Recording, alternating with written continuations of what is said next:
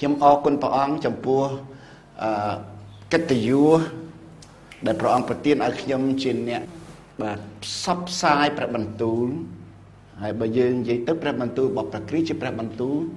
ដែលផ្ដល់ជីវិតជាព្រះបន្ទូលរស់ហើយសមាគមយើងក្រុមយើងគឺក្រុមសមាគមក្រុមជំនុំព្រះបន្ទូលនៃជីវិតបាទយើងថាព្រះបន្ទូលរស់ក៏ត្រូវព្រះបន្ទូលជីវិតក៏ត្រូវព្រះបន្ទូលអមតៈក៏ត្រូវព្រះបន្ទូលអីដែលផ្ដល់ជីវិតអស់កលជានិច្ចខ្ញុំចង់និយាយប្រវត្តិបន្តិចអំពីព្រះបន្ទូលដែលផ្ដល់ជីវិតព្រះបន្ទូលជីវិតនេះគឺពួកសាសយូដាគេខឹងព្រះយេស៊ូវគេរអ៊ូលតំគេដុកដាន់ព្រះអង្គនិយាយពីអីនិយាយហេតុអីមកថាខ្លួនឯងនំប៉័ងមកពីឋានសួគ៌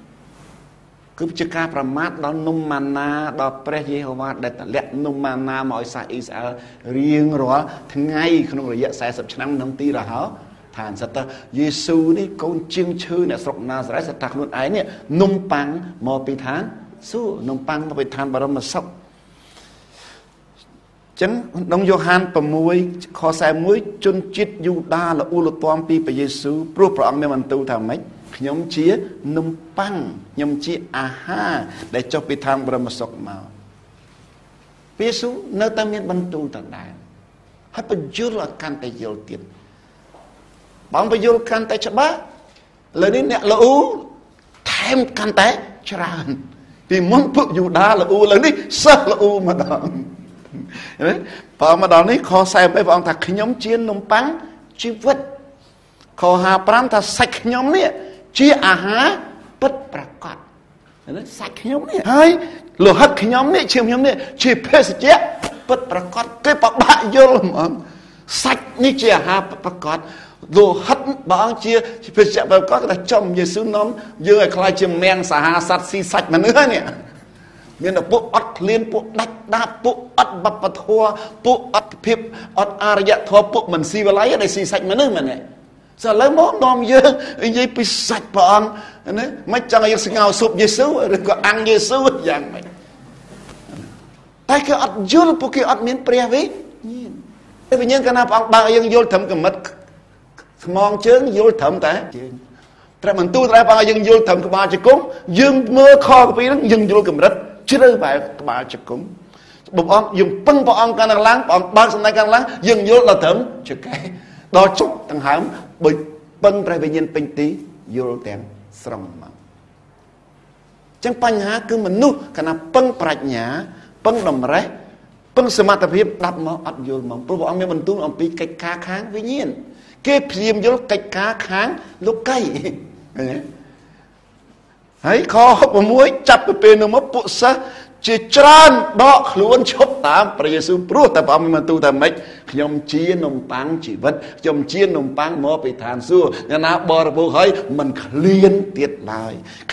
លោហិតខ្ញុំជាភេសជ្ជៈពិតប្រាកដគេរកតែ ABC រកតែកម្ពុជារកតែមោទនចិត្តខ្មែរណានេះណាដល់ឡើយមកផឹកភាសាឈាមខ្ញុំនេះណាភាសាសាច់ខ្ញុំនេះហើយពេលនោះព្រះអង្គខ7សួរទៅសិស្សទាំង12រូបពួកសិស្សដែលពួកសិស្សយេស៊ូវមានសិស្សស្នូល12រូបហើយមានសិស្សដែលបង្កើតដែលផ្សព្វផ្សាយនឹងល្អនោះ72រូបទៀតហើយមានសិស្សស្រីនោះមួយក្រុមទៀតហើយមានសិស្សសម្ងាត់សិស្សតែជាអភិជនអិសរជននិមឺនសមមន្ត្រីនោះមួយក្រុមទៀតហើយមានសិស្សគ្រាន់តែសុំតែមួយឆ្អែតនំប៉័ងប៉ាឡាំងកូនេះក៏មានច្រើនរាប់ពាន់នេះលើអ្នកដែលមករកតែនំប៉័ងធម្មតាដល់ព្រះអង្គនិយាយពីនំប៉័ងមកពីឋានសួគ៌មកនេះដើរចេញមកវិញ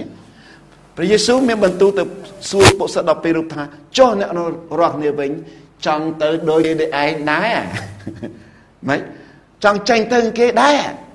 អរគុណព្រះអង្គម្នាក់សាប្រកាសមកថាមិនចេញទេណា68លោកស៊ីម៉ុនពេត្រុសទូលព្រះអង្គថាបបិទ្ធព្រះម្ចាស់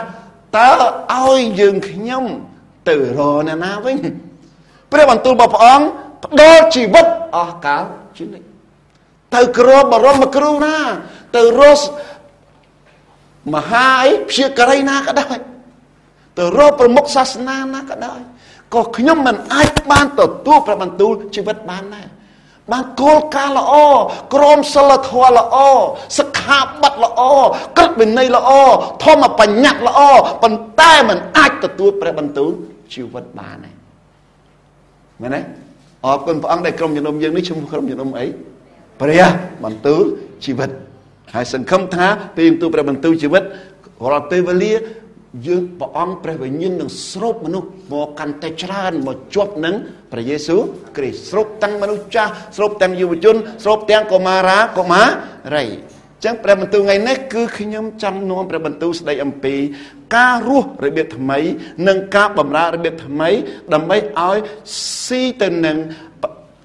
បវចនាប្រធានបទ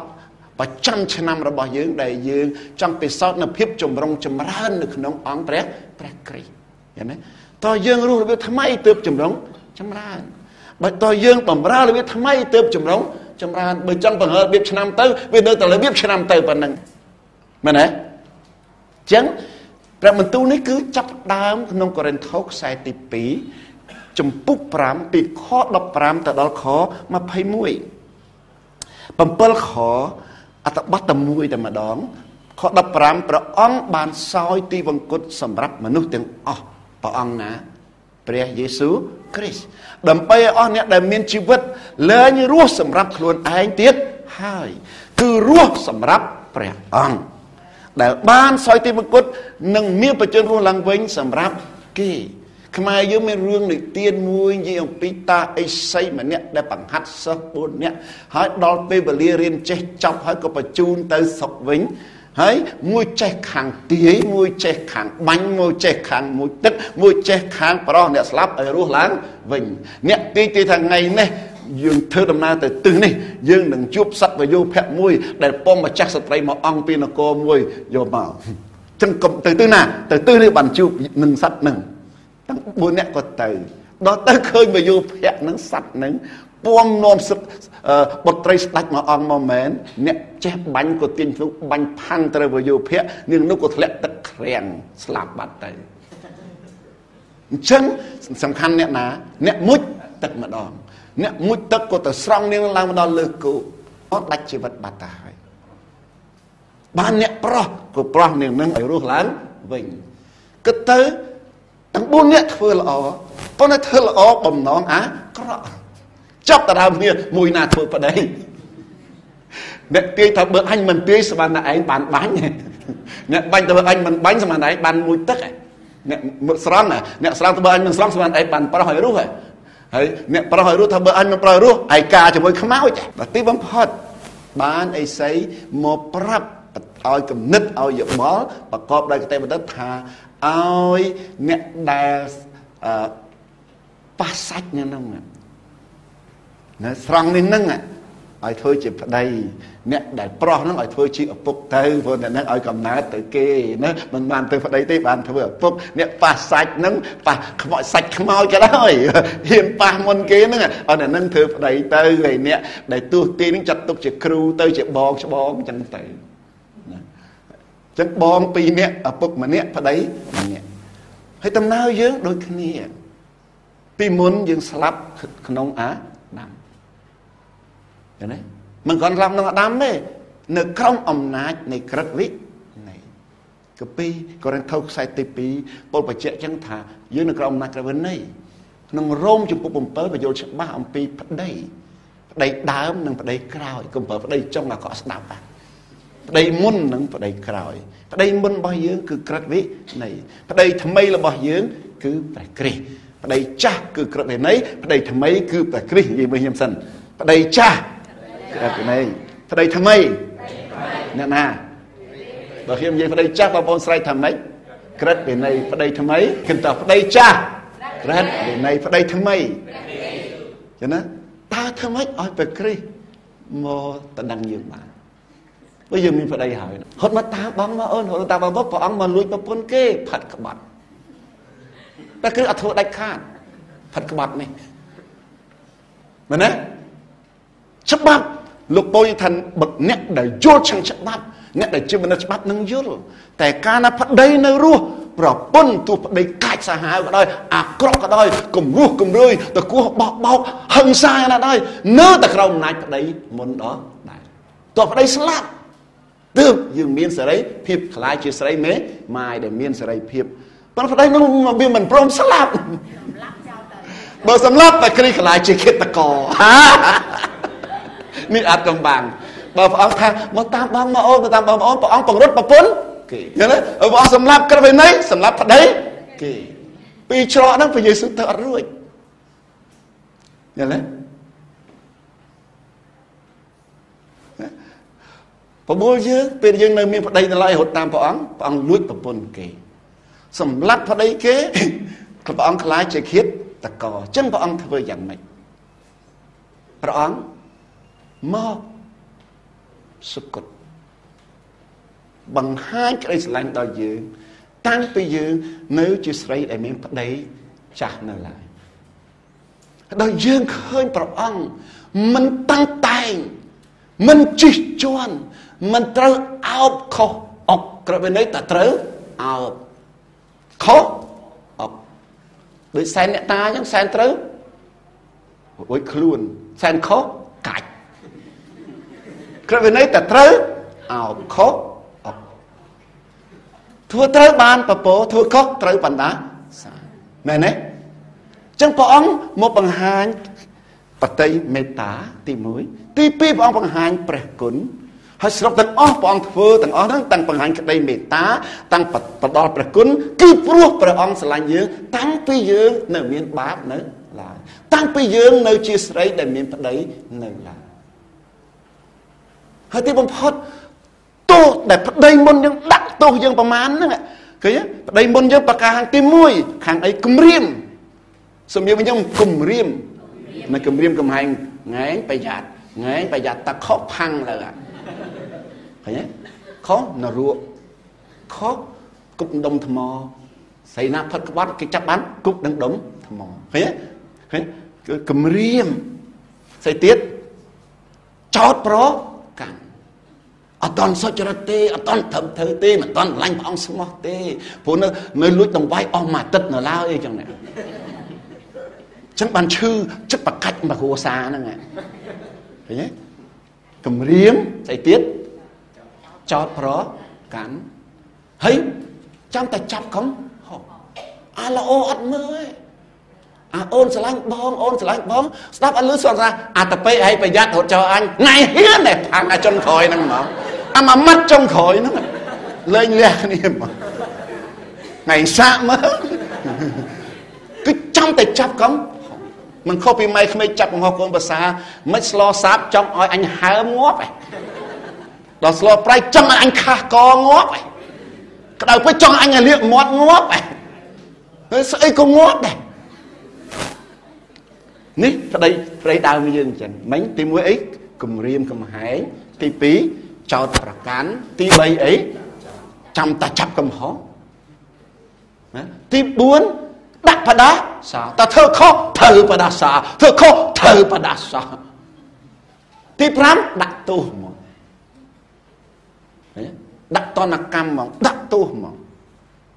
ហើយនារីនៅប្រទេសដែលកាន់ក្រឹបនៃតឹងតែងនៅដូចជានៅប្រទេសអារ៉ាប់ខ្លះស្រីព្រំចរិយត្រូវគេចាប់លោកឪពុកខ្លាច់ខូចកិត្តិយសបងប្រុសខ្លាច់ខូចកិត្តិយសយកក្រឹបវិន័យមកចោតគប់សម្រាប់នឹងដុំថ្មមុនគេដើម្បីរក្សាកិត្តិយសគ្រួនេះដាក់ទោសហើយយើងទៅដើមមករូបក្រុងអំណាចក្រឹបវិន័យប្តីដើមយើងដែលមានកញ្ញាំ5នឹងចាំចាប់យើងចឹងព្រះយេស៊ូវអត់បក់ដៃឲ្យយើងហត់តាមបងមកអូនចៅប្តីអូនឯងទៅមកធ្វើស្រីអីស្រីក្បត់ក៏ព្រះអង្គអត់ធ្វើព្រះអង្គទៅសម្លាប់ក្រឹបវិន័យចោលក៏ព្រះអង្គមិនសម្លាប់ព្រោះសម្លាប់មិនពួកក្រឹបវិន័យមកពីព្រះដែរមែនហើយចឹងធ្វើម៉េចព្រះអង្គព្រមទទួលទោសជួសយើងក្រឹបវិន័យតម្រូវឲ្យអ្នកមានបាបស្លាប់ព្រះអង្គស្លាប់ជួសយើងឲ្យអ្នកមានបាបទទួលទោសព្រះអង្គទទួលទោសជួសយើងឲ្យអ្នកមានបាបទទួលបណ្ដាសាព្រះអង្គទទួលបណ្ដាសាជួសយើងនៅលើឈើឆ្កាងដើម្បីឲ្យពពកអាប់រ៉ាហាំហូរមកដល់សាសដតីតាមរយៈព្រះអង្គព្រះអង្គមិនគ្រាន់តែទទួលបាបជួសទេស្លាប់ជួសទទួលបណ្ដាសាជួសទទួលក្រីក្រជួសទទួលទុក្ខលំបាកជួសឲ្យយើងសុខសា ដល់យើងឃើញព្រះអង្គស្រឡាញ់យើងចឹងយើងសម្រេចខ្លួនឯងបងថាប្តីខ្ញុំមិនងាប់ទេប្តីចាំ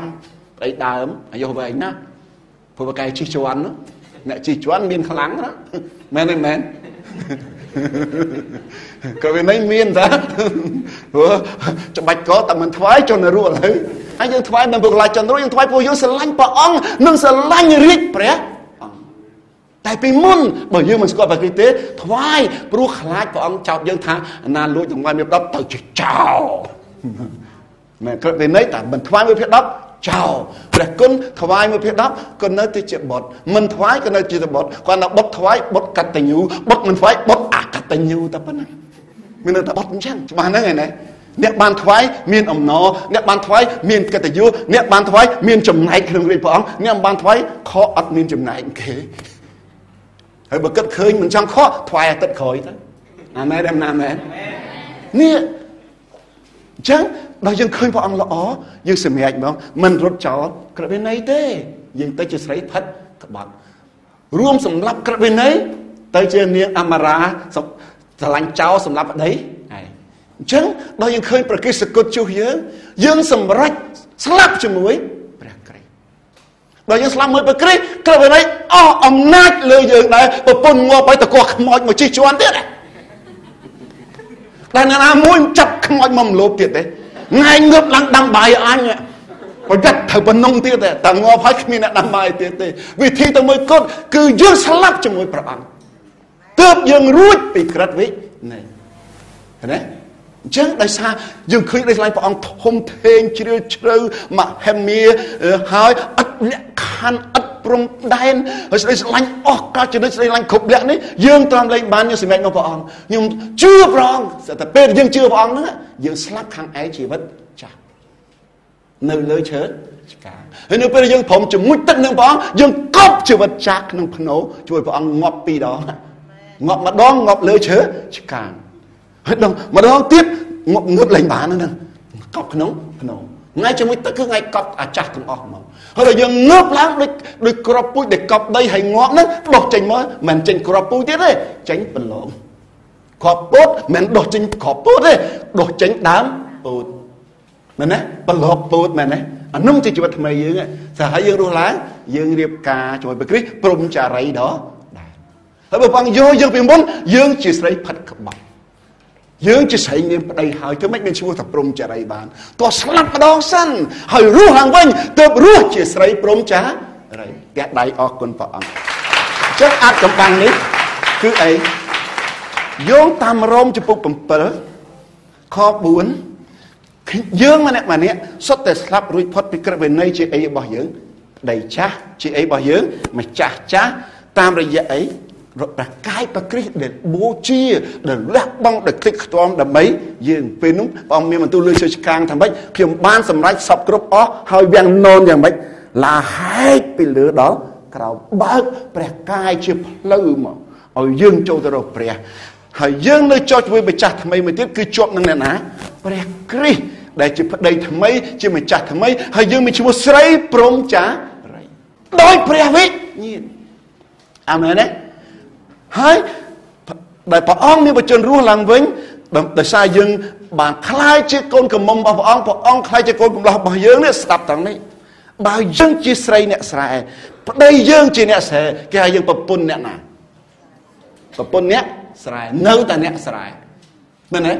ហើយបើយើងអ្នកស្រែកូនអ្នកស្រែសិតមកការជាមួយរដ្ឋមន្ត្រីយើងខ្លាយជាអីមីសម្រែខ្លាយជាអីលោកជុំទៀលចុះបើយើងអ្នកស្រែនាងសម្រែមីសម្រែមកការជាមួយព្រះអង្គម្ចាស់យើងខ្លាយជាអីអ្នកម្នាងពីមុនយើងឈ្មោះមីខ្មៅឥឡូវការមួយព្រះអង្គម្ចាស់យើងខ្លាយជាអ្នកម្នាងម៉ៅគេលេងហៅអ្នកម្នាងខ្មៅហើយអ្នកម្នាងម៉ៅយ៉ាងស្រាលទៀតជឿមិនជឿជឿមិនជឿពីមុនគេហៅយើងមីចង្រិតតែឥឡូវយើងការមួយព្រះអង្គម្ចាស់ហៅអ្នកម្នាងរិតវិញហៅមីចង្រិតអ្នកម្នាងរិតសាប់តើណាហើយចុះបើយើងពីមុនអ្នកស្រែឥឡូវនេះការជាមួយស្ដេចយើងខ្លាចជាអីមហាក្សត្រយានីព្រះគ្រីស្ទជាអីស្ដេចលើអស់ទាំងស្ដេច ចឹងយើងមិនមានខ្មៅទេយើងសុទ្ធតែម្ចាស់សត្វម៉ៅនេះអាចកំបាំងជីវិតថ្មីគឺអញ្ចឹងយល់ទេសបោខ្មៅ5លេក្រោយទៅវាសវិញហើយសំខាន់ដូរអត្តសញ្ញាណយើងពីមីសម្រែទៅជាម្ចាស់សត្វត្រីសិនអាមែនទេចឹងយើងជាប់នឹងម្ចាស់ថ្មីចឹងជីវិតចាស់ហើយជីវិតថ្មីហើយជាប់ម្ចាស់ថ្មីនេះដើម្បីបង្កើតផលដើម្បីចម្រុងចំបើមិនជាប់ម្ចាស់ថ្មីទេជើងមកចម្រៀងថ្មីជើងមកចម្រៀងចាស់អត់កើតផលកើតទេមិនខុសពីកប់ពុជកប់តែមកកណាត់ណាអត់កើតផលបានទេក៏កប់អាចាស់ពេញទីទើបដោះថ្មីមកកើតផលភាពចម្រុងចម្រើនតតែងាប់អាចាស់តែនៅលើចាស់លើថ្មីมันអាចចម្រុងចម្រើនបានទេចឹងបានយេស៊ូវប្រមានថាម៉េចកុំយកទឹកទំពាំងបាយជូរថ្មី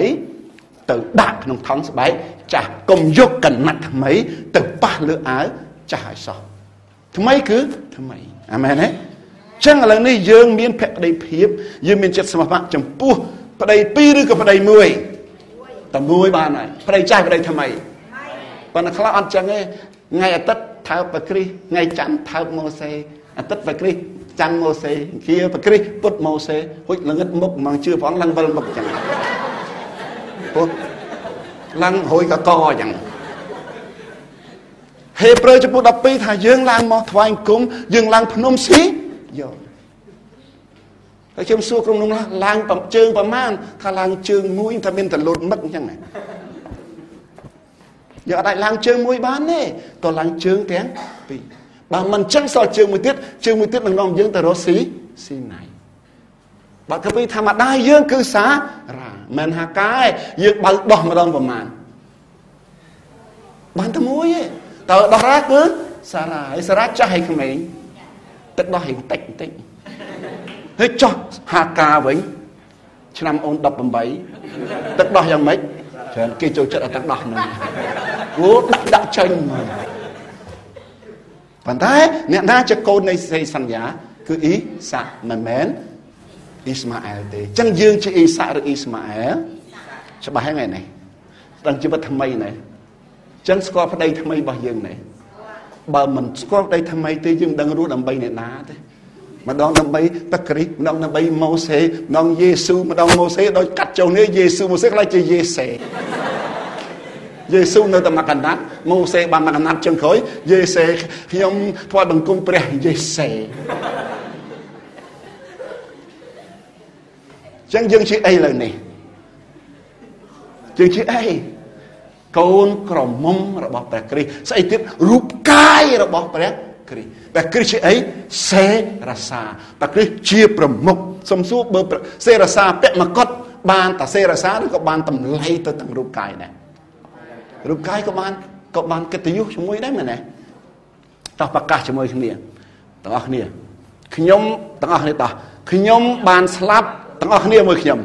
ញុំបានស្លាប់រួចផុតពីក្រឹតវិន័យដោយសារព្រះកាយរបស់ព្រះគ្រីស្ទហើយទៅជាប់នឹងម្ចាស់មួយទៀតគឺជាប់នឹងព្រះគ្រីស្ទដែលមានបច្ចុប្បន្នរស់ឡើងវិញដើម្បីបង្កើតផលថ្វាយព្រះជាម្ចាស់លែងបង្កើតផលដើម្បីអួតខ្លួនឯងហើយគឺថ្វាយព្រះជាម្ចាស់ខ16មិញខ15ដូច្នេះពីពេលនេះតទៅ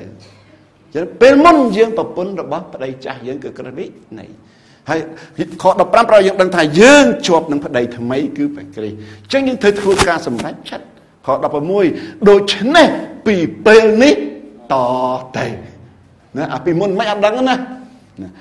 យើងឈប់រាប់នរណាម្នាក់តាមរបៀបមនុស្សលោកទៀតហើយទោះបីយើងធ្លាប់ស្គាល់ព្រះគ្រីស្ទកាលព្រះអង្គនៅជាមនុស្សធម្មតាក៏ដោយក៏ឥឡូវនេះយើងមិនស្គាល់ព្រះអង្គតាមរបៀបមុនទៀតឡើយឃើញមានរបៀបពីររបៀបគិតមានពីរគិតរបៀបចាស់និងគិតរបៀបថ្មីហេតុអីគ្រីស្ទបោះសាខ្លះនៅតែក្រឆ្លើយមកពីអីខ្លះថាមកពីអត់ជំនឿមានជំនឿខ្លះក្រមានជំនឿខ្លះមានអ្នកដែលក្រគឺអត់គុំណិតអ្នកដែលមានមកពីមានគុំណិតឃើញព្រះយេស៊ូវនិយាយពីអ្នកបង្រើ3នាក់ឲ្យសម្បត្តិទៅ มันអ្នកទី1ទី2យកទៅបង្កើតផលមានគំនិត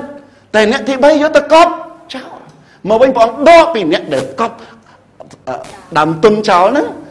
ព្រះអង្គថាម៉េចដកពីអ្នកអត់តើអ្នកដែលមានឲ្យអ្នកអត់គំនិតទៅអ្នកមានគំនិតអ្នកអត់និមិត្តតើអ្នកមាននិមិត្តអ្នកអត់យុទ្ធសាស្ត្រតើអ្នកមានយុទ្ធសាស្ត្រអ្នកអត់ផែនការតើអ្នកមានផែនការអ្នកអត់ចិត្តឆេះឆួលតើអ្នកដែលមានចិត្តឆេះឆួលបម្រើព្រះជំនឿធ្វើឲ្យយើងបានសង្គ្រោះតែក្រឬក៏មានស្ថិតនៅលើគំនិតអ្នកអត់គំនិតគេឲ្យ$100យកទៅចាយអស់ហើយមកក្រសុំទៀតឲ្យគេជួយអតិថាអ្នកមានគំនិតបាន100យកទៅលក់អីយកទៅលក់ការ៉េមកៃឬក៏យកទៅលក់អីលក់នំបញ្ចុកជួបពីរដងថាមានដើមទុនឡើង300ជួបម្ដងទៀតឡើង500ជួបម្ដងទៀតឡើង1000អ្នកអត់គំនិតឲ្យ10ដងទៅស៊ីអស់អាងថាព្រះអង្គល្អរាល់វេលាចឹងក្រុមជំនុំមាននីតិដូរគុំជប់គិតរបៀបចាស់មកគិតរបៀបថ្មីកាលណាមានម្ចាស់ថ្មីត្រូវគិតរបៀបថ្មីពីមុនយើងកំមុំចង់ដេកម៉ោង9ព្រឹកទៅបានដែរឲ្យតែម៉ែដាំបាយឲ្យហូបតែឥឡូវយើងមានប្តីទៅងើបពីព្រលឹមស្រាប់តើណាជឿព្រះយេស៊ូវអត់ខ្ជិលជាងមុនទេឧស្សាហ៍ជាងមុនជឿព្រះយេស៊ូវអត់មិនអត់គោលដៅទេមានគោលដៅថ្មីខ្ញុំគេថានឿយមុនសនុកក្រោយខ្ញុំនឿយតាំងពីក្មេងងើបតាំងពីម៉ោង4ទៅរឺថ្នោតទុំទៅកើបអាចគោហើយទៅនៅវត្តសារាវ័នងើបម៉ោង4សូត្រធម៌នៅមុតសៈពកវេតតោទៀតឥឡូវអរគុណព្រះអង្គឲ្យខ្ជិលវាមិនកើតព្រោះវាធ្លាប់ងើបពីព្រលឹមហើយប៉ុន្តែពីមុនធ្វើអត់គោលដៅឥឡូវមានគោលដៅពីមុនធ្វើកម្លាំងខ្លួនឯងឥឡូវធ្វើមានកម្លាំងរបស់ព្រះគ្រីស្ទពីមុនធ្វើអត់មានព្រះវិញ្ញាណមានវិញ្ញាណខ្មោចនាំឥឡូវនេះព្រះវិញ្ញាណនាំវាខុសគ្នាឥឡូវនេះធ្វើដូចមុនតែជោគជ័យច្រើនជាងមុនអាមែនទេខ្លះលើដល់ព្រះអង្គឲ្យសម្រាប់លែងដាំបាយហើយប្តីផ្ទះហើមកភ្លៀងថាលោកគ្រូមិនក៏ខ្ញុំសម្រាប់តាមបទកម្ពីហើយមិនក៏ត្រូវកភ្លៀងប្តីព្រះអង្គឲ្យសម្រាប់ឈប់ផ្គប់ព្រះអង្គខំធ្វើចេះធ្វើចុះអានេះបើនៅតែព្រះអង្គក៏ប្រតិដោយសារជំនឿមិនផ្អាក់ថាពីដាំបាយហ្នឹងទេយល់ទេមិនផ្អាក់ផ្សែងនឹងល្អហ្នឹងទេយើងជប់ផ្សែងនឹងល្អដើម្បីបញ្ចេញយកឈ្នះយកចាញ់យើងជប់ផ្សែងនឹងល្អដើម្បីអួតថាយើងស្រឡាញ់ព្រះអង្គជាងគេតែផ្សែងនឹងព្រោះយើងពូជដែលត្រូវធ្វើការល្អពូជដែលត្រូវតែបង្កើតផលមួយជា100សាប់តើណាមិនយើងឈប់សម្រាប់គឺឈប់ផ្គប់ដើម្បីឲ្យព្រះអង្គទទួលស្គាល់ព្រោះយើងដឹងថាព្រះអង្គទទួលស្គាល់យើងរួចទៅហើយដោយសារជំនឿសម្រាប់ខាងឯប្រលឹងមិនសម្រាប់ខាងរូបកាយហ្នឹងទៅទៀតដូច្នេះពេលទៅយើងជប់រំណាម្នាក់តាមរបៀបមុនគឺរបៀបអីមនុស្សសំញខ្ញុំស្អីរបៀបមុនរបៀបមនុស្សចុះរបៀបក្រោយរបៀបព្រះពីមុនយើងគិតរបៀបមនុស្សឥឡូវយើងគិតរបៀបព្រះមនុស្សមានរបៀបគិតតែពីរឯងមានតែពីរឯងបើអញមានជាងគេអញមើលគេអ្នកក្រមែនទេមែនដាក់ស្រាលបងប្រយ័ត្នឆ្កែកាចបើអញមានបញ្ញាជាងគេអញមើលងាយអ្នកល្ងងបើអញស្អាតជាងគេអញមើលងាយអ្នកមិនស្អាតហើយមនុស្សគេឲ្យបរង្វាន់តែបវរកញ្ញាលេខ1លេខ2លេខ3ចុះអសល់ប្រមាណលេខទៀតបានទៅអ្នកណាបានមកព្រះគ្រីស្ទទាំងអស់អាអ្នកខុសប៉ាន់ប៉ុសលេខ5ខុសប៉ាន់ប៉ុសលេខ9ខុសប៉ាន់ស៊ូទាំងអស់ពេលស៊ូបើកធុងចាំទទួលបងទោះលឺបងទទួលយើងខុសពីមនុស្សទទួលមនុស្សយកតែបវរកញ្ញាលេខ1យកតែអ្នកបដាល់លេខ1យកតែអ្នកមានបញ្ញាលេខ1យកតែអ្នកមានលុយលេខ1អាលេខ1នោះចំ15លាននេះអសល់ប្រហែលលេខនៅតាណាទៅច្បាស់ហ្នឹងឯណា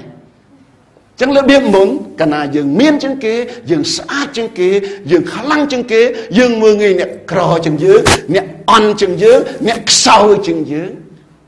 ពេលណាយើងខ្ពើមយើងស្អប់យើងជិះជាន់យើងសង្កត់សង្កិតមែនទេអរគុណព្រះអង្គដែលកៅអីវិហារនេះអត់មានកៅអីឯកឧត្តមនៅខាងមុខបើមិនចឹងអ្នកក្រមដឹងរកកន្លែងណាអង្គុយបានយល់ទេទី2អ្នកមនុស្សគិតយ៉ាងម៉េចបើអន់ជាងគេ បើអន់ជាងគេឃើញខ្លួនឯងអន់ដូចកដោមែនទេនឹកចាំម៉ូសេបញ្ជូនអ្នកស៊ើបការ10នាក់8នាក់សុទ្ធតែកំណត់អន់ទាំងអស់ទៅឃើញពួកហ្វីលីស្ទីនមានធំត្រឡប់មកវិញកុំទៅវាយយកទៅដីកាណានយើងមានទូចប៉ុនកដោគេមានធំប្រព័ន្ធយ៉ាអានោះផ្លាត់កំណត់សัตว์កដោឃើញគេសុទ្ធតែយ៉ាឃើញឯងកដោរហូតខ្ញុំធ្វើអីអត់កើតទេចេះខ្ញុំធ្វើអាលាយឥឡូវហើយហើយដល់មានឯទៀតកតិលោកថាទាមិនអាចឡើងទ្រើបានស្រីបង្វិលចង្ក្រានអត់ជុំយើងយកអានឹងមកដាក់ខ្លួនឯងថាខ្ញុំធ្វើអត់កើតទេយើងឃើញអ្នកណាមានកំណត់នឹងស្រីសាសាម៉ារីព្រះយេស៊ូវខំយាងកាត់លបងតាំងថ្ងៃក្តៅទៅជួបនាងនៅដងទឹកជួបព្រះយេស៊ូវសុំទឹកនាងហូបដឹងនាងឆ្លើយយ៉ាងម៉េចលោកគេសាសយូដាហេតុអីមកនិយាយមកខ្ញុំសាសសាម៉ារីអញ្ចឹងព្រះអង្គនាំការសង្គ្រោះទៅនាងឆ្លើយថាទេខ្ញុំសាសសាម៉ារីទេសាសមិនស័ក្តិសមទេពួកខ្ញុំថ្វាយអង្គមបានតែលើភ្នំទេពួកលោកទៅថ្វាយអង្គមនៅក្រុងយេរូសាឡឹមបានអ្នកណាមានគំនិតអញ្ចឹងពេត្រុសពេលនេសាទត្រីមួយយប់អត់បានត្រីហើយព្រះយេស៊ូវឲ្យតម្លាក់ពួនពេលភ្លឺហើយហ្នឹងចិត្តខាងក្នុងក៏ថាអញមិនជឿអញចាប់មកយប់អត់ទាំងបានផងប៉ុន្តែឲ្យដាក់ឲ្យអញដាក់សាក់មើលដាក់ទៅបានមែនបានមែនមិនមកអរគុណព្រះអង្គមកជួបព្រះអង្គដេញបងទៀតសូមទ្រង់យើងឲ្យឆ្ងាយពីទូបង្គំមានបាបនេះផ្នែកកំណត់សัตว์កណ្ដោខ្លួនទៀបកុំតោងដៃខ្លីកុំឈោងសវាអោបភ្នំគិញគក់កុំចង់ស៊ីសាច់កងានយើងគិញគក់ត្រង់ណាទៀតយើងសត្វសត្វឥន្ទ្រីមិនក៏មិនទទួលស្គាល់យើងគិញគក់ឬក៏ឥន្ទ្រីយើងមិនខ្មៅឬក៏មកចាស់ស្ត្រីម៉ៅមិនក៏ភ្លេចព្រះបន្ទូលព្រះអង្គអស់លីងចឹងអញ្ចឹងមនុស្សលោកមានរបៀបគិតតែពីរឯងទី1អញធំជាងគេ superiority complex អញខ្លាំងអញប៉ាកែអញស្អាតអញមានអញខ្លាំងអ្នកខ្លាំងចេញយោបល់ត្រូវរហូតមែនទេបើឃើញអន់វិញអញកដោហើយគ្នាមីកដោបាកដោលោកផ្លាក់អត់ហ៊ានធ្វើអីទេនឹងហើយលោកគីឌៀនពេលព្រះហៅឆ្លើយមកមិនហៅខ្ញុំវរៈអញ្ចឹងពួកខ្ញុំពូជម៉ាណាសេពូជដែលអន់ជាងគេក្នុងចំណោមក្រុមសម្ព័ន្ធអ៊ីស្រាអែលទាំងអស់ពោលថាម៉េចខ្ញុំជប់រំណាតាមរបៀបមនុស្សទៀតហើយមើលងាយគេក៏មកមើលងាយលើកគេខ្ពស់ជាងការពិតក៏មិនលើកបង្អាប់ខ្លួនឯងក៏មិនបងអាប់អញ្ចឹងខ្ញុំមើលមនុស្សលោកមើលតាមរបៀបថ្មីវិញវាថ្មីគឺរបៀបអីរបៀបព្រះវិញ្ញាណរបៀបព្រះវិញ្ញាណយ៉ាងម៉េចមើលទៅអ្នកឯងព្រះអង្គឃើញតាំងពីនៅមិនទាន់ជឿបងឡើយគួរឲ្យមេត្តាគួរឲ្យអាណិតគួរឲ្យសន្តោសគួរឲ្យស្រឡាញ់គួរនឹងទទួលការសង្គ្រោះគួរទាំងអស់មែនទេព្រះអង្គមកឃើញណាមួយក៏ស័ក្តិសមនឹងទទួលមកធ្វើជាបុត្ររបស់ព្រះអង្គនេះប្រណិតរបស់ព្រះជាម្ចាស់ឃើញទេចឹងហើយនេះបើយើងរៀនពីពងយើងហាត់ទទួលស្គាល់ខ្លួនឯងនិងទទួលស្គាល់ដទៃដូចព្រះគ្រីស្ទទទួលស្គាល់បើព្រះគ្រីស្ទហៅខ្ញុំថាម្ចាស់ស្ត្រីខ្ញុំទៅឆ្លើយថាម៉េច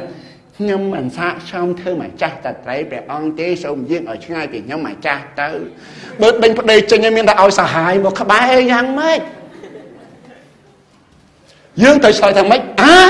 មែនអរគុណព្រះអង្គដែលបានលើកតម្កើងខ្ញុំម្ចាស់អាមែនទេហើយកុំថែមលើសនឹងបើព្រះអង្គថាវរៈជនកុំថែមថាខ្ញុំជាកម្ពូលមហាវរៈជនកុំថែមអាកម្ពូលមហានឹងទៀតអានឹងលើសព្រះអង្គទទួលស្គាល់ហើយអានឹងទៅជាអួតក្អេងក្អាងដោយក្អាត់នៅក្នុងអង្គុយចង្អេរលើខ្លួនព្រះអង្គទទួលស្គាល់យើងថា10អាមែនខ្ញុំ10កុំថា11ហើយកុំតម្លាក់មក9អានឹងទៅជាការបន្ទាបខ្លួនពិតប្រាកដ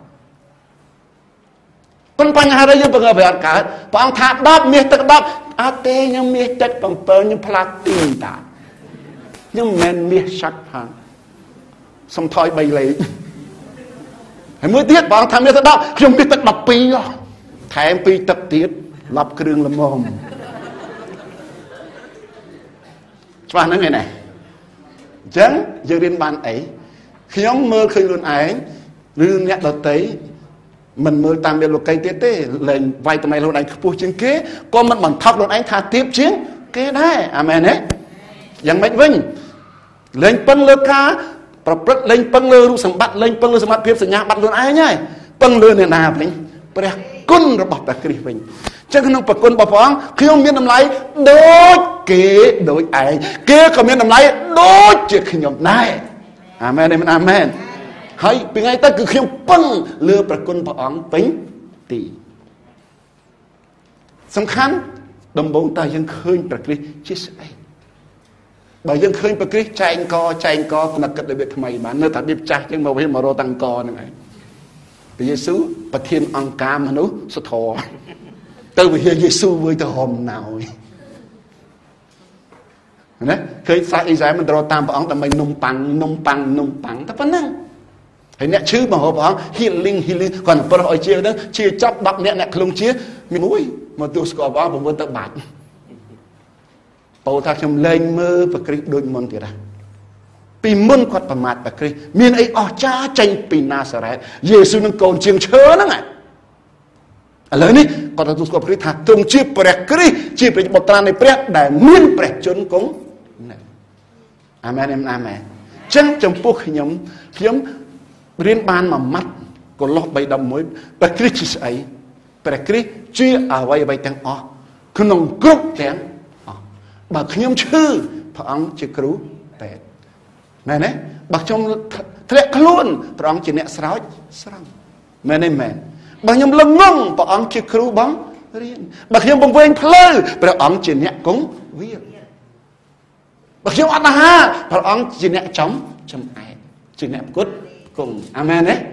ព្រះអង្គជាទាំងអស់គ្រប់ទាំងអស់ព្រះខ្ញុំសូមសង្ខេបទាំង5ម៉ាត់ថាទី1ព្រះអង្គជាទីបញ្ចប់នៃក្រឹតវិន័យព្រះអង្គបំពេញអ្វីទាំងអស់តាមតម្រូវការក្រឹតវិន័យនៅលើឆ្កាងអស់ហើយយើងអត់ចាំបាច់គប់ព្រះតាមរយៈការទៀមទារបស់ក្រឹតវិន័យដែលគ្រប់គ្រងយើងដោយអីដោយការស្អីខ្លះគម្រាមដោយកាយទៀតចោតប្រកាន់ដោយការចាប់កំហុសដោយការដាក់បណ្ដាសានិងការដាក់ទោសហ្នឹងរ៉ូម8:1ថាអ្នកណានៅក្នុងព្រះគ្រីស្ទអ្នកនោះគ្មានទោសបីអ្វីទៀតឡើយពួកព្រះគ្រីស្ទទទួលទោសជួយយើងអស់ចឹងខ្ញុំឃើញព្រះអង្គជាទីបញ្ចប់នៃក្រឹតវិន័យមុនព្រះគ្រីស្ទសគត់ក្រឹតវិន័យមានប្រសិទ្ធភាពក្រឹតវិន័យសគត់ព្រះអង្គតាំងក្រឹតវិន័យថ្មីគឺអ្នកណាជឿព្រះបិតាត្រូវជឿខ្ញុំផងកាលណាជឿព្រះយេស៊ូវមានជីវិតអស់កលជានិច្ចហើយបើជឿខ្ញុំហើយត្រូវស្រឡាញ់គ្នាដូចខ្ញុំស្រឡាញ់អ្នករាល់គ្នាដែរខ្ញុំមានក្រឹតវិន័យថ្មីគឺក្រឹតវិន័យរបស់ព្រះគ្រីស្ទដែលងាយដែលស្រួលមិនធ្ងន់មិនលំបាកដូចមុនទៀតអាមែនទេទី2ព្រះអង្គជាអីព្រះអង្គអ្នករស់ឡើងមុនគេជាអ្នករស់ពីសេចក្តីស្លាប់មុនគេដោយសារព្រះអង្គរស់ទើបខ្ញុំកើតជាថ្មីបានបើព្រះអង្គមិនរស់ទេខ្ញុំនៅតែងប់នឹងភ្នោណាជំនឿខ្ញុំអត់មានន័យអីទាំងអស់អាមែនទេទី3ព្រះគ្រីស្ទជាអីព្រះគ្រីស្ទជាស្ពាននៃសម្ព័ន្ធមេត្រីថ្មីពីមុនមានកាលណាខ្ញុំធ្វើបាបមានជ្រោះដ៏ជ្រៅខាងខ្ញុំហើយនឹងព្រះហើយមានកពើសាហាវចាំតែផ្លាត់ជើងតបាក់ស៊ីមកឃើញកូនរបស់លោកអឺរ៉ុនថ្វាយដង្វាយយកភ្លើងពីក្រៅមកដុតខុសក្បួនថ្វាយដង្វាយស្លាប់បាត់កពើតបាក់ស៊ីបាត់ពួកកូនចៅកូរ៉េ200នាក់ជាងចំណែននឹងម៉ូសេបថនីសូបាត់បងរបស់លោកម៉ូសេនាងម៉ារៀមដែលដាក់បដិម៉ូសេតាមពង2ហើយទៅសុំម្ចាស់ស្ត្រីអេស៊ីបដើម្បីយកម៉ែដោះទៅបំបៅដោះម៉ូសេគាត់ចំណែនម៉ូសេមិន5មានបន្ទូតាមតែឯងមួយយើងរកគ្នាមិនដែលលឺព្រះចំណែនបងប្អូនខ្លួនឯងកើតក្នុងនេះសម្ព័ន្ធមេត្រីចាស់តែមានបាបព្រះមិនស្ដាប់ពីអធិដ្ឋានយើងទេតែពេលក្រោយព្រះគ្រីស្ទអធិដ្ឋានលើជឿថាសូមព្រះអង្គអត់ទោសគេផងព្រះអត់ទោសយើងតាំងពីមុនយើងកើតណាដល់យល់ដល់ព្រះគ្រីស្ទតែបានថ្លៃអ្វីៗទាំងហើយឥឡូវនេះព្រះគ្រីស្ទនៅខាងស្ដាំព្រះបិតាទូលអង្វរជួសយើងទៀត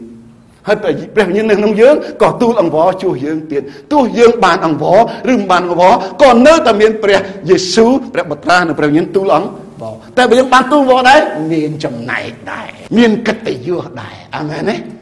តែបើភ្លេចក៏អត់បាញ់ពីមុនតែភ្លេចងាប់ឥឡូវឯងតែបដាសាលើនៅពីមុនចឹងឡើយនេះព្រះគ្រីស្ទសង់ស្ពានឲ្យយើងណាយើងទៅជួបព្រះហែកកាត់បឹងកពើឬក៏ដើរឆ្លងស្ពានហើយបើដួលលើអីលើស្ពានកពើស៊ីយើងកើតទេអត់គេតែយើងលោតឲ្យកពើស៊ី បើយើងមិនលោតទេដួលយ៉ាងម៉េចដួលនៅតែលើស្ពានដដែលអាមែនទេខ្ញុំទទួលស្គាល់តែខ្ញុំធ្លាប់ដួលតែខ្ញុំដួលនៅក្នុងព្រះគ្រីស្ទដួលត្រង់ណាងើបឡើងត្រង់នឹងពីមុនតែដួលចប់មកតោះទៅទៀតព្រះគ្រីស្ទជាអីទៀតជាអ្នកផ្ដើមជំនឿខ្ញុំហើយជាអ្នកធ្វើឲ្យជំនឿខ្ញុំគ្រប់លក្ខកណ្ដាលខ្ញុំឃើញព្រះអង្គល្អទើបខ្ញុំជឿព្រះអង្គហើយខ្ញុំនៅតែបន្តឃើញព្រះអង្គល្អព្រះអង្គមេត្តាព្រះអង្គសប្បុរសព្រះអង្គពេញដោយព្រះគុណជំនឿខ្ញុំកាន់តែគ្រប់លក្ខឡើងគ្រប់លក្ខឡើងតែឃើញព្រះអង្គអាក្រក់ពិបាកជឿហ្មងមែនទេទៅទៀតព្រះអង្គជាអីគង្វាលដ៏ប្រសើរឧត្តមកាលណាយើងស្គាល់ព្រះគ្រីស្ទច្បាស់ទើបស្គាល់ខ្លួនឯងច្បាស់ទើបស្គាល់អ្នកដទៃច្បាស់បើមិនចឹងទេយើងនឹងពាក់វ៉ែនតាខ្មៅឃើញគេស្ដាប់ពីខ្មៅទាំងអស់ចង់គេសក៏ហៅគេអាខ្មៅនេះខ្មៅឃើញគេស្ដាប់សុចរិតទាំងអស់មានតែខ្លួនឯងសុចរិតនឹងវ៉ែនតាខ្មៅមែនទេទៅទៀតចំណុចទី3ការរស់របៀបថ្មីខម៉ានណាខ17ប្រសិនបើអ្នកណាម្នាក់នៅរួមជាមួយព្រះគ្រីស្ទអ្នកនោះបានអីកើតជាថ្មីឆ្លើយមកបងប្អូនបានរួមមួយព្រះគ្រីស្ទនៅរួមហើយនៅរួមពីពេលណាពេលដែលយើងកើតជាថ្មីពេលដែលយើងជឿព្រះអង្គមិនយើងព្រមស្លាប់ជាមួយព្រះអង្គលើឈើឆ្កាងពេលយើងជាមួយទឹកយើងមិនព្រមកប់និស័យចាស់យើងក្នុងភ្នូររួមមួយព្រះអង្គដល់ពេលយើងងើបពីទឹកវិញជាការបញ្ជាក់ជានិមិត្តរូបថាខ្ញុំរស់ជាមួយព្រះគ្រីស្ទខាងឯជីវិតថ្មីហើយតាំងនឹងមកព្រះគ្រីស្ទនឹងយើងខ្លាចជាតែមួយព្រះគ្រីស្ទជាសេរសាយើងជារូបកាយបើសេរសានៅឋានសួគ៌រូបកាយនៅឋាននរកសំស្លាញ់មើលក្បាលលោកគ្រូល្អតែជើងកាត់តបៅកាត់ជើងចោលឲ្យអត់ព្រះគ្រីស្ទកាត់ជើងខ្លះតបៅចោលឲ្យអត់ទេព្រោះនីតិព្រះអង្គថែជើងហ្នឹងឲ្យស្អាតដោយសារព្រះអង្គភ័ក្តិបរិរកនេះត្រូវស្រឡាញ់ភរិយាដោយព្រះគ្រីស្ទស្រឡាញ់ក្រុមនោះទាំងបូជាប្រជជនទាំងលៀងជំរះនាងឲ្យស្អាតឥតសៅម៉ងឥតមន្ទិលឥតជ្រៅជ្រួយរកកន្លែងបន្ទោបានព្រះអង្គអ្នកសម្អាតយើងហើយយើងក៏សម្អាតខ្លួនឯងអត់កើតដែរបើសម្អាតខ្លួនឯងកើតបាច់មកជឿយេស៊ូវទេខ្ញុំនៅវត្តល្អជាងមែនទេទៅទៀតអញ្ចឹងបងប្អូនបានកើតជាថ្មីហើយនៅកើតហើយនៅអញ្ចឹងត្រូវរស់របៀបថ្មីរស់យ៉ាងម៉េចណារស់ក្នុងនាមអ្នកដែលកើតជាថ្មីទី1អ្នកណាបង្កើតយើងកើតឯងកើតពីស្វាយើងកើតពីស្វាពូជយើងស្វាព្រោះលោកដាវីនថាយើងជាពូជស្វា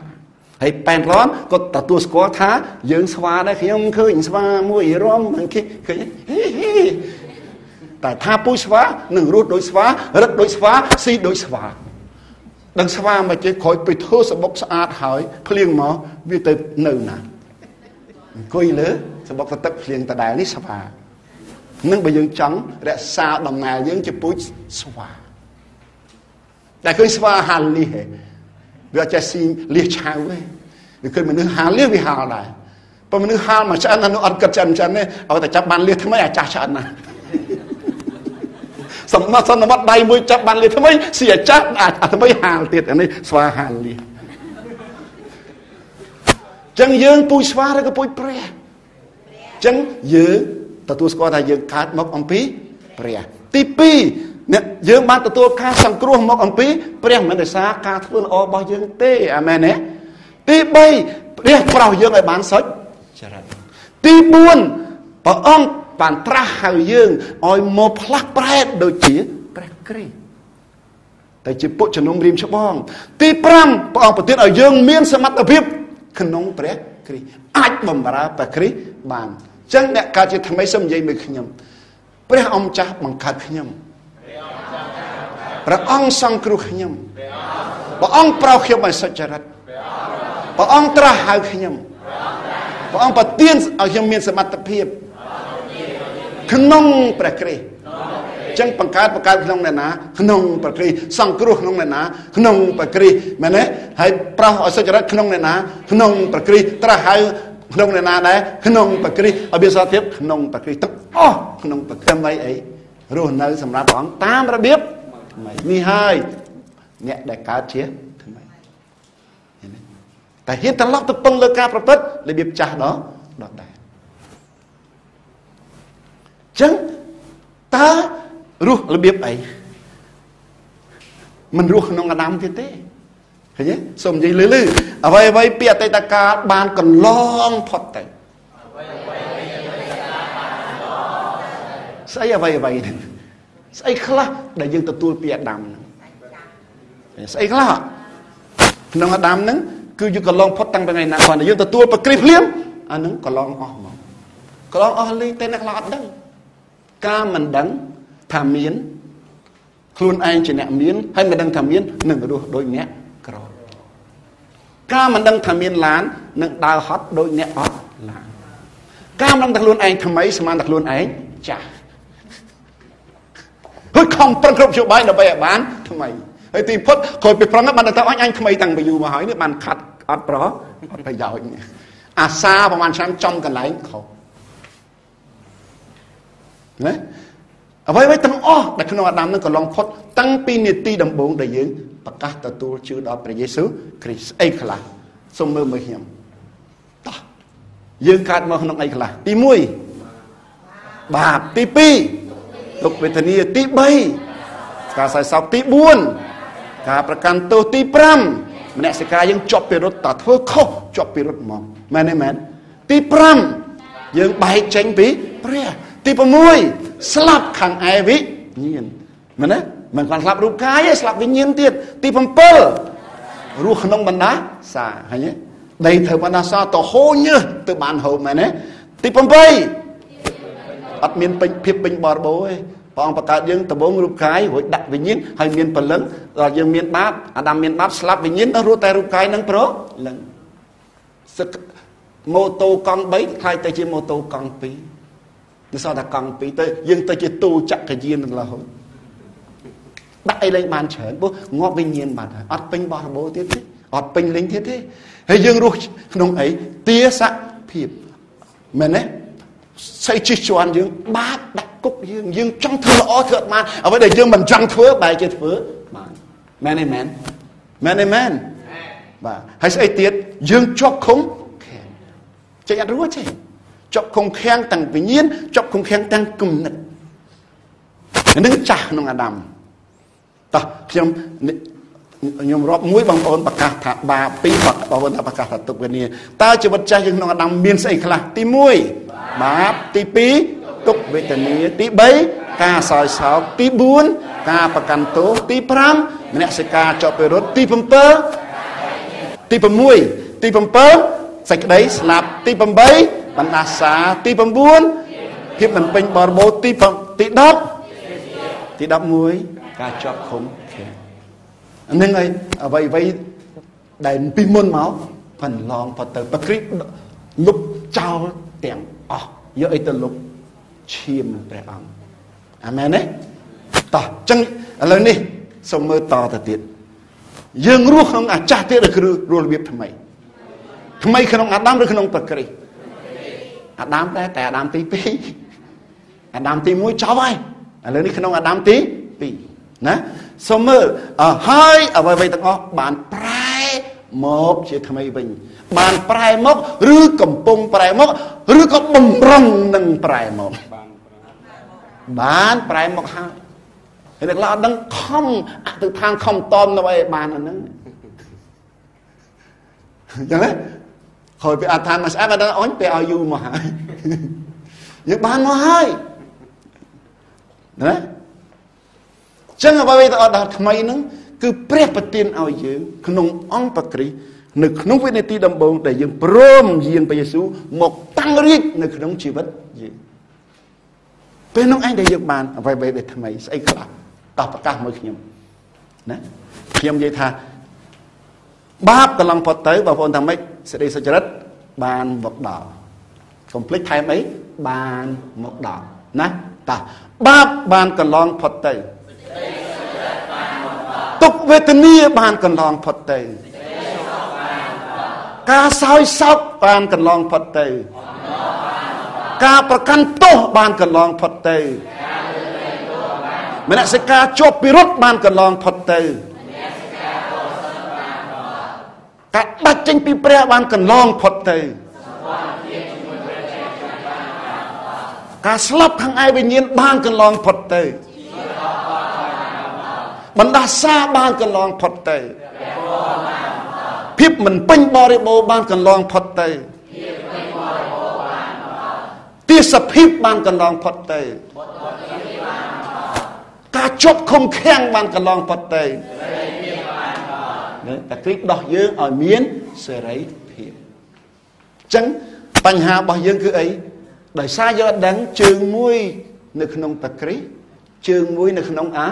ដាមឬក៏ភ្នែកមកចាហៀងមើលព្រះគ្រីស្ទភ្នែកមកចាហៀងអាដាមសលេវទាំងអស់គ្នារួចដើរ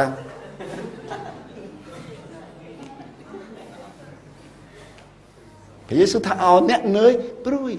ហើយបន្ទាប់មកមើលខ្ញុំឲ្យសម្រាប់យើងនៅតែខ្ញុំសម្រាប់នឹងព្រះអង្គហត់ដល់ព្រោះយើងព្យាយាម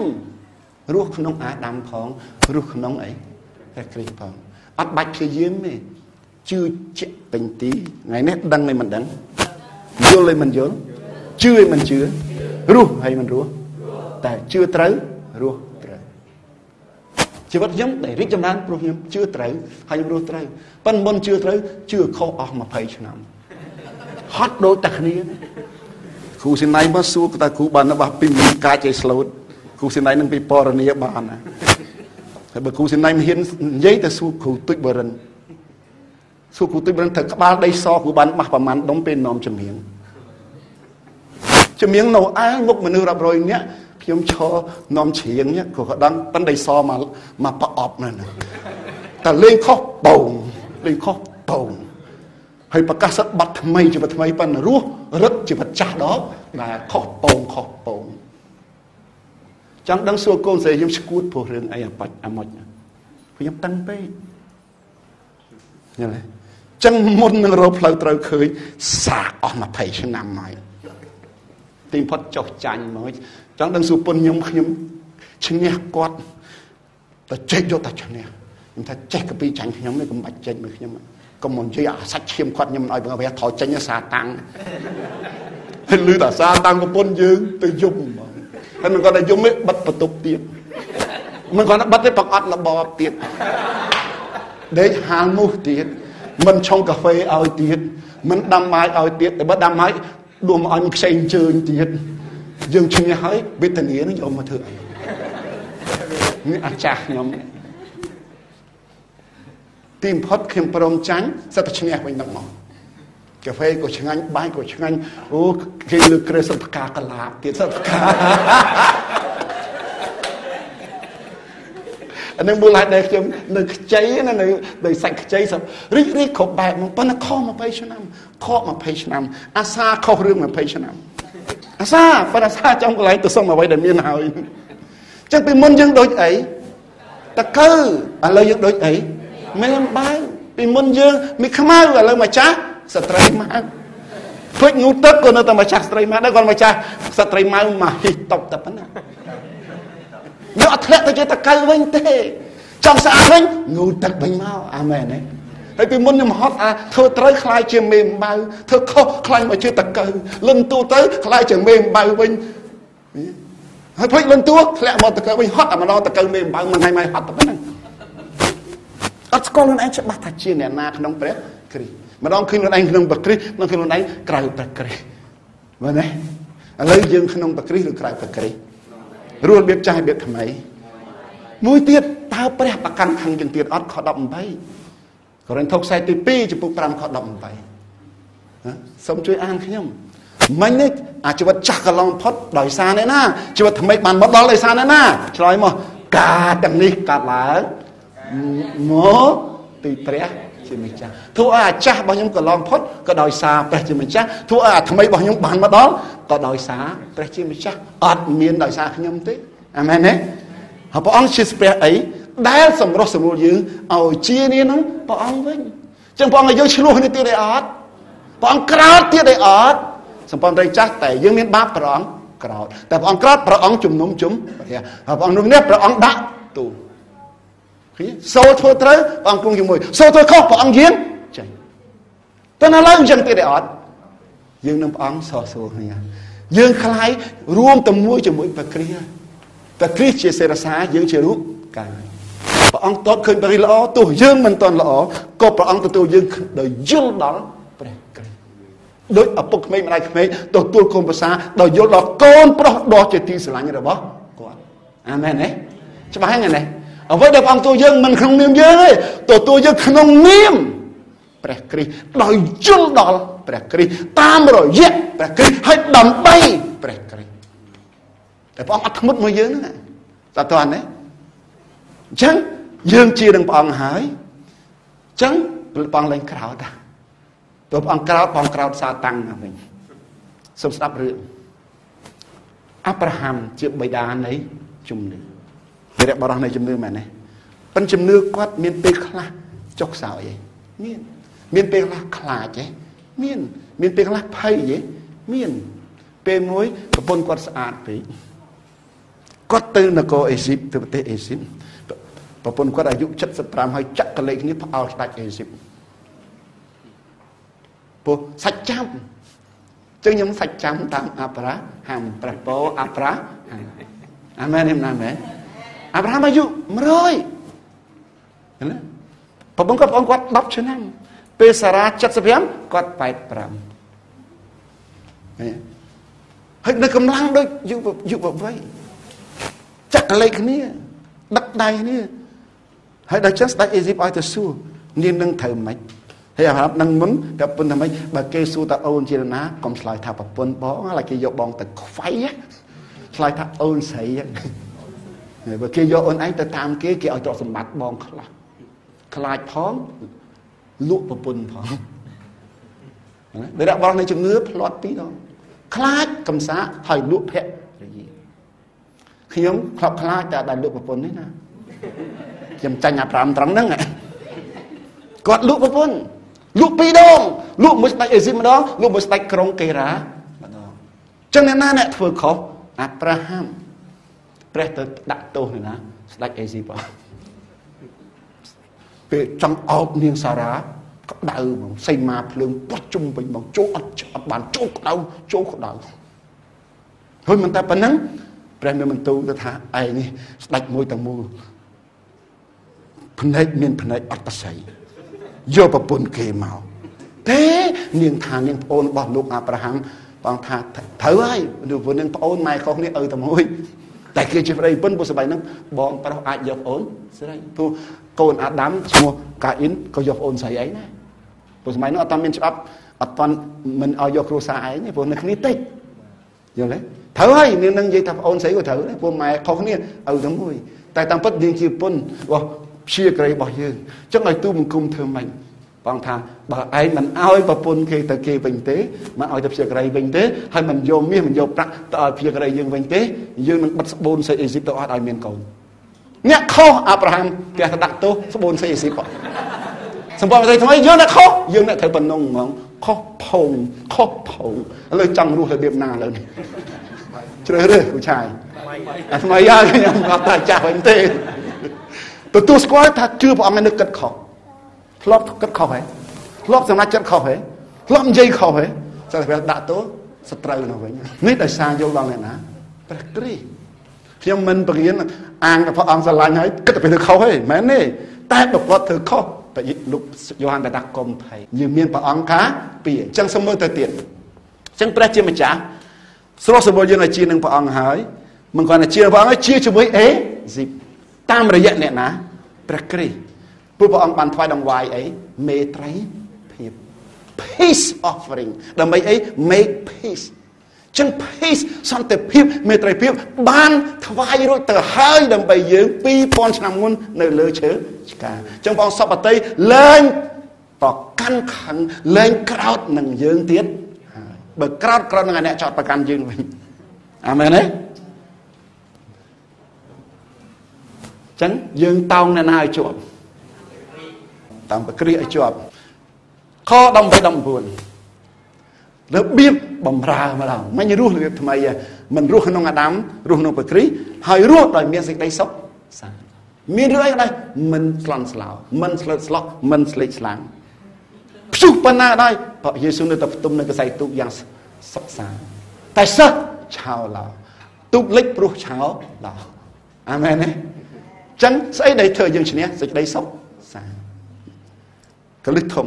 ចឹងយើងបម្រើព្រះអង្គក្នុងនាមជាអីអង់គ្លេសថា Minister of Reconciliation ប៉ុន្តែការីដែលនាំការសម្រុះសម្រួលការផ្សះផ្សាមិនបែកបាក់គេទេសូមមើលខ18ការទាំងនេះកើតមកពីព្រះជាម្ចាស់ដែលសម្រុះសម្រួលយើងឲ្យជានានឹងព្រះអង្គវិញដោយសារព្រះគ្រីស្ទហើយប្រទានឲ្យយើងមានងារសម្រុះសម្រួលមនុស្សម្នាឲ្យជានានឹងព្រះអង្គវិញនេះទីយើងនាំមនុស្សមកជានឹងព្រះនាំមនុស្សមកជានានឹងព្រះអាមែនទេគេជេរព្រះយេស៊ូវហើយថាយើងមិនធ្លាប់ជេរដឹងខ្ញុំធ្លាប់ជេរយេស៊ូវយ៉ាងម៉េចទេពួកអាយេស៊ូវពួកអាប្រហោងគ្រូអាមកមីញប់មុនជឿយេស៊ូវខ្ញុំលើតែយេស៊ូវខ្នាញ់មកហើយហូបពាក្យជួយឲ្យវាដល់កម្រិតមកអាយេស៊ូវអាផោងគ្រូអាមកមីញប់តែគេសួរឲ្យថាម៉េចផ្លឹកជាកបីផ្លឹកជាកបីផោងគ្រូមកមីញប់ផ្លឹកជាឆ្លើយទៅដាក់ឯណានៅវិញតែពិតគូចង់បង្អាប់តូនមិនបៀតបៀនអ្នកជឿយេស៊ូវតែដល់ព្រះអង្គប្រោសលោះទៅជាទូតរបស់ព្រះគ្រីស្ទអ្នកណាស្អប់ព្រះយេស៊ូវមិនដែរត្រូវតែយើងនាំការផ្សះផ្សាព្រោះយើងក៏ធ្លាប់ស្អប់ដែរខ19នៅក្នុងអង្គព្រះគ្រីស្ទព្រះជាម្ចាស់បានសម្រុះសម្រួលមនុស្សលោកឲ្យជានឹងព្រះអង្គវិញដោយមិនប្រកាន់ទោសគេឡើយទោះបីគេលុបជាព្រះអង្គក៏ដោយអាមែនទេឲ្យជានឹងព្រះអង្គហើយព្រះអង្គដាក់អីព្រះបន្ទូលនៃការសម្រុះសម្រួលនេះមកក្នុងយើងដែរអញ្ចឹង3មុខដែលព្រះធ្វើសូមនិយាយvớiខ្ញុំព្រះអង្គផ្សះផ្សាយើងទី1ទី2ព្រះអង្គតែងតាំងយើងឲ្យនាំការផ្សះផ្សាទី3ព្រះអង្គដាក់ព្រះបន្ទូលនៃការផ្សះផ្សាពេលណាយើងបង្រៀនពេលណាយើងអធិប្បាយនិយាយតែពីការផ្សះផ្សាពាក្យថៃការខឹងឌីការល្អឡើងវិញជាមួយព្រះព្រោះពីមុនមនុស្សនឹងព្រះអត់ល្អគ្នាតែនេះការល្អឡើងវិញការខឹងឌីហើយយើងវិញការសម្រុះសំការផ្សះផ្សាការស្រោចស្រង់ឡើងវិញណាបងឲ្យពោយើងកាលណាយើងនាំអ្នកដែលដួលឲ្យងើបឡើងវិញអញ្ចឹងឲ្យចាំថាមុខងារយើងគឺមិនមែនអ្នកចោតប្រកាន់គេទេមុខងារយើងគឺអ្នកសម្រុះសម្រួលហើយត្រូវយកពាក្យសម្រុះសម្រួលមុនគេគឺជាមួយព្រះគ្រីស្ទជាមួយព្រះជាម្ចាស់ហើយយើងរួមនឹងអ៊ីស្រាអែលជារូបកាយតែមួយអត់មានអ៊ីស្រាអែលល្បីជាងយើងខ្លាំងជាងយើងឆ្លាតជាងយើងទៀតទេយើងអន់ជាងអ៊ីស្រាអែលទេគឺយើងពូជអាប់រ៉ាហាំដូចអ៊ីស្រាអែលតែអាមែនណាមួយទៀតខ20ណាយើងបំរើក្នុងនាមជាអីទូតមិញបំរើក្នុងនាមជាអន្តការីនៃការសម្រុះសម្រួលហើយជាទូតតោះអានលើរឿងអស់គ្នាពណ៌ក្រហមដូច្នេះទាំងអស់គ្នាដូច្នេះយើងជាទូតរបស់ព្រះគ្រីស្ទគ្រប់គ្នាក្នុងបន្ទប់នេះជាទូតរបស់ព្រះគ្រីស្ទគ្រប់គ្នាដែលជឿព្រះយេស៊ូវជាទូតរបស់ព្រះគ្រីស្ទគ្រាន់តែអ្នកខ្លះអត់ដឹងយល់ប៉ុណ្ណេះអ្នកណាប្អូនយើងរឿងអីក៏លែងអង្គើដែរព្រោះយើងដឹងខ្លួនឯងជាទូតរបស់ព្រះគ្រីស្ទមែនទេដំបូងយើងជាមហេសីរបស់ព្រះគ្រីស្ទឥឡូវយើងជាទូតរបស់ព្រះគ្រីស្ទតំណាងព្រះគ្រីស្ទបានអញ្ចឹងទូតជាអ្នកណាទូតគឺតំណាងរបស់ព្រះគ្រីស្ទផ្ទាល់ទី1ព្រះអង្គចាក់ប្រេងអភិសេកចាក់ព្រះវិញ្ញាណអភិសេកយើងឃើញទេយើងមានព្រះវិញ្ញាណអាមែនអាមែនទី2ព្រះអង្គតែងតាំងយើងដោយផ្ទាល់មិនអ្នករស់នេះទេរើសខ្ញុំគឺខ្ញុំទេរើសអ្នករាល់គ្នាយើងមិនបានរើសព្រះគ្រីស្ទទេព្រោះកាលមុនយើងជាមនុស្សស្លាប់ព្រះអង្គទេតែជាព្រះដ៏រស់រើសយើងពីស្លាប់មករស់មែនទេព្រះអង្គតែងតាំងយើងទី3ព្រះអង្គបង្វឹកបង្កើនយើងឲ្យមានសមត្ថភាពខ្ញុំគិតពីខ្ញុំជឿព្រះអង្គដំបងអង់គ្លេស big book សិលដល់អធិប្បាយពេញពិភពលោកភ្ញាក់ផ្អើលហ្មងហើយរៀនតាមអាទិត្យ2ម៉ោងនៅសាលាអស្ចារ្យទី4ព្រះអង្គផ្គត់ផ្គង់ទំនុកបំរុងទាំងអស់ទូតអត់ត្រូវខ្វល់ថាអញទៅដេកណាបានអីស៊ីបានអីជីមានបៃចាក់សាំងឯអត់ទេតែស្ដេចមួយអង្គតែងតាំងទៅទូតហើយត្រៀមផ្ទះក៏មានស្អីក៏មានតែមិនដឹងទូតលួចសាំងលើហ្នឹងហើយខ្លាចខានបានធ្វើទូតវិញមែនទេអ្នកដែលលួចជឿព្រះអង្គឲ្យនៅលួចព្រោះអត់ដឹងឋានៈខ្លួនឯងជាមហេសីព្រះគ្រីស្ទជាមហេសីខ្ញុំលួចរបស់នឹងវាំងលួចទៅលួចរបស់ខ្លួនឯងហ្នឹងគាត់ទៅលួចអស់ហើយសិតថាប្តីថាអូនឯងយកទៅណាសំទុកសំអីបងមានច្រើនជាងនឹងទៀតមែនទេថ្ងៃនេះឲ្យយើងដឹងអស្ចារ្យអញ្ចឹងយើងថ្ងៃនេះយល់បានទេទូតមានលក្ខណៈប៉ុន្មានយ៉ាង5យ៉ាងតោះនិយាយមើលខ្ញុំព្រះគ្រីស្ទអភិសេកខ្ញុំ ព្រះគ្រីស្ទតែងតាំងខ្ញុំព្រះគ្រីស្ទបំពាក់បំពន់ខ្ញុំព្រះគ្រីស្ទផ្គត់ផ្គង់ខ្ញុំព្រះគ្រីស្ទចាត់ខ្ញុំឲ្យចេញទៅធ្វើអីសម្រស់សម្រុំរបស់លោកឲ្យជានីជាមួយព្រះជាម្ចាស់ក្នុងអង្គព្រះគ្រីស្ទអាមែនទេតោះប្រកាសទាំងអស់គ្នារ៉ូម 7 ខ 6 តោះ 1 2 3 ឥឡូវនេះដោយយើងបានស្លាប់រួចផុតពីក្រឹតវិន័យហើយគឺរួចផុតពីអ្វីដែលបានឃុំឃាំងយើងដូច្នេះយើងបម្រើព្រះជាម្ចាស់តាមរបៀបថ្មីដែលមកពីព្រះវិញ្ញាណមិនមែនបម្រើតាមរបៀបឆាស់ដែលមកពីក្រឹតវិន័យសរសេរជាលក្ខណ៍អក្សរនោះឡើយយើងពឹងព្រះវិញ្ញាណតិចព្រះវិញ្ញាណនាំយើងត្រឹមទឹកកម្រិតណាខ្វងជើងយើងពឹងព្រះអង្គលើសហ្នឹងព្រះអង្គនាំយើងកម្រិតក្បាលជង្គង់យើងពឹងព្រះអង្គលើសហ្នឹងទៀតព្រះអង្គនាំយើងកម្រិតចកេះយើងពឹងព្រះអង្គលើសហ្នឹងទៀតព្រះអង្គនាំយើងកម្រិតចុងដង្ហើមយើងពឹងលើសទៀតព្រះអង្គនាំយើងមុជក្នុងទន្លេជីវិតមកខ្ញុំអរគុណព្រះអង្គនាំខ្ញុំពីតាំងពីកម្រិតខ្មងជើងហើយឥឡូវនេះខ្ញុំកំពុងតែហែលទឹកនេះហូរទៅដល់ណាទីនោះមានជីតំណាំបានដុះផ្លែផ្ល្អផ្លែឆ្ងាញ់ត្រីlạiអត់ដែលពីមុនអត់ជីវិតសោះមានត្រីឡើងហ្នឹងព្រះវិញ្ញាណនាំជីវិតតែក្រឹតវិន័យដែលលិលាអក្សរសម្លាប់មនុស្សពេលដែលម៉ូសេប្រកាសក្រឹតវិន័យស្លាប់ប្រមាណ 1000 នាក់ 3000 នាក់ថ្ងៃដែលព្រះវិញ្ញាណជំនួយពួកសិស្សនៅកិច្ចការពុ2វិញស្លាប់ 2000 3000 ឬក៏កើតជាថ្មី 3000 នាក់ 3000 នាក់ចំណុចចុងក្រោយខ 21 7 ខណាមួយខម្ដងពីខ 15ដល់ខប៉ុន្មានខ 21ឃើញទេមិញសូមអានខ 20 សិនអានខ 21 ខ 20 ថាម៉េចដូច្នេះយើងជាទូតរបស់ព្រះគ្រីស្ទគឺដូចជាព្រះអម្ចាស់មានព្រះបន្ទូលដាស់តឿនបងប្អូនតាមរយៈយើងដែរយើងសូមបង្គាប់បងប្អូនក្នុងព្រះនាមព្រះគ្រីស្ទថាទុកឲ្យព្រះអម្ចាស់សម្រួលបងប្អូនឲ្យជីនានឹងព្រះអង្គពេញទៅចង់រត់ចោលព្រះអង្គចឹងណាចង់បោះបង់ការត្រាស់ហើយអត់ធ្មត់ទុកឲ្យឱកាសឲ្យព្រះអង្គផ្សះផ្សាយឯងព្រោះយើងនៅជាមួយប្តីថ្មីពេលខ្លះយើងចង់រត់ចោលប្តីមែនទេនឹងបងប្អូនមានពុនធ្លាប់ប្រពន្ធសរសេរសបុតជូនខ្ញុំធ្លាប់អាសបុតប្រមានជាញយចឹងឥឡូវនេះខ 21ណាយើងថាម៉េចព្រះគ្រីស្ទគ្មានបាបតតែសោះមែនទេតែយើងពីមុនមានបាបចុះយើងជឿព្រះគ្រីស្ទហើយយើងនៅធ្វើបាបទេផ្លាត់ទេផ្លាត់ធ្លាប់គិតខុសទេធ្លាប់និយាយខុសទេធ្លាប់ធ្វើសកម្មភាពខុសទេខុសប៉ុន្តែអរគុណព្រះអង្គដែលព្រះអង្គយើងនៅផ្លាត់មានបាបតែព្រះគ្រីស្ទគ្មានបាបតតែសោះយើងថ្ងៃខ្លះល្អថ្ងៃខ្លះមិនសូវល្អតែព្រះអង្គល្អរាល់ថ្ងៃយើងថ្ងៃខ្លះយើងស្មោះនឹងព្រះអង្គតែពេលខ្លះមិនស្មោះតែព្រះអង្គនៅតែស្មោះពេលខ្លះយើងចិត្តសប្បុរសពេលខ្លះយើងចិត្តកណាញ់តែព្រះអង្គនៅតែសប្បុរសនេះដំណឹងល្អនោះគឺតែព្រះអង្គតើតើនេះតែព្រះជាម្ចាស់ធ្វើឲ្យព្រះអង្គទៅជាតួបាបសម្រាប់យើងឃើញពាក្យតែនេះ